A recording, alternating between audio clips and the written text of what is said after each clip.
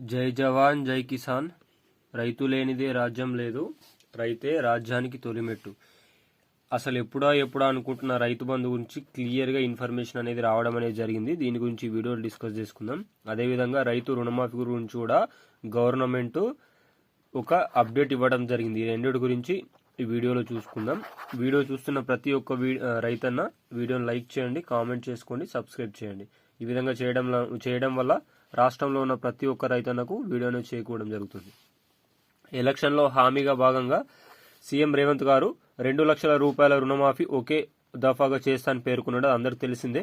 దీనికి సంబంధించి అప్డేట్ ఇవ్వడం అనేది జరిగింది. నిన్ననే మంత్రి తుమ్మల నాగేశ్వరరావు కూడా పేర్కొనడం జరిగింది. ఏమని, బ్యాంకు మేనేజర్లతో చర్చలు చేస్తున్నాం, దీనికి ఒకేసారి 2 లక్షల రుణమాఫీ చేసే యోచనలో ప్రభుత్వం ఉంది, ఒకే దఫాలో చేస్తామని కూడా పేర్కొనడం అయితే జరిగింది. నెక్స్ట్ వచ్చేసి రైతు బంధు అండి. రైతు బంధు కోసం చూస్తున్న రైతన్నల ఆశ నిరాశను చేసే ప్రభుత్వం చేసే యోచనలో ఉన్నది. అసలు నిన్న దీని గురించి సంబంధించి న్యూస్ వచ్చింది ఏంటంటే 76 లక్షల రైతులకు రైతు బంధు ఇవ్వాలి. యాక్చువల్లీ ఇప్పటి వరకు 54,56,000 మందికి అందింది. కేవలం 15,44,000 మందికి అందలేదని ఒక ఆర్టికల్ అయితే రావడం జరిగింది.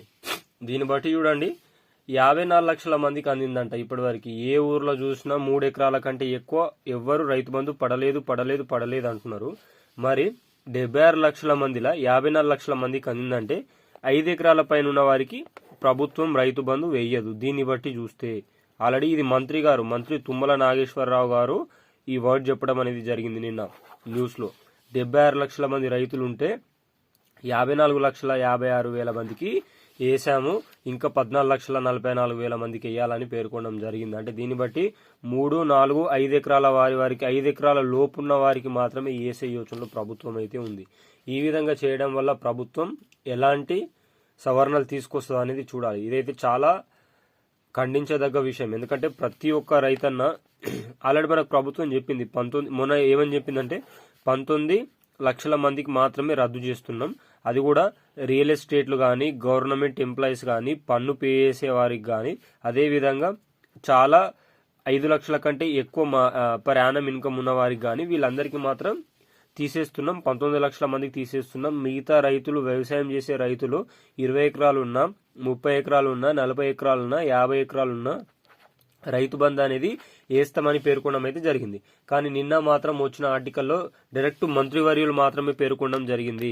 యాసంగి పంటకు సంబంధించి 76 లక్షల మందిలో 54 లక్షల మందికి వేసినామంటే 5 ఎకరాల కంటే లోపు ఉన్న వారికి మాత్రమే 100%. దీన్ని బట్టి 5 ఎకరాల కంటే లోపు ఉన్న వారికి మాత్రమే రైతు బంధు అనేది పడే అవకాశం ఎక్కువ మోతాదులోనే ఉంది. ఈ విధంగా చేయడం వల్ల కాంగ్రెస్ పార్టీకి లోక్సభ ఎలక్షన్లో మాత్రం ప్రజలు, రైతులు వాళ్ళ పవర్ ఏందో చూపిస్తారు. ఎందుకంటే అందరూ ఇప్పటివరకు 10 ఎకరాల వరకు, 12 ఎకరాల వరకు, 20 ఎకరాలు అందరికైనా పడుతుందనే ఆశలో ప్రభుత్వం అయితే ఉంది.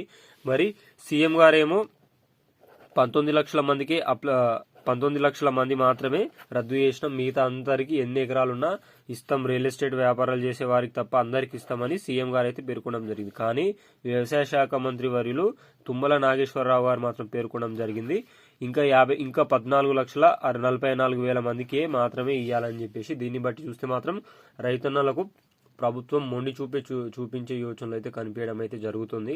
ఇదైతే 100% ట్రూ జెన్యూన్ ఇన్ఫర్మేషన్ అండి.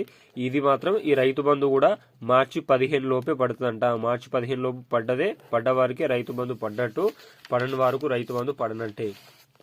అదేవిధంగా ఈ నెల 27న ఇంకా 2 పథకాలు స్టార్ట్ అవుతున్నాయి కదా. ఈ 2 పథకాలకు సంబంధించిన అప్డేట్లు అయితే ఆల్రెడీ సర్వే అయితే క్లియర్గా అయిపోయింది.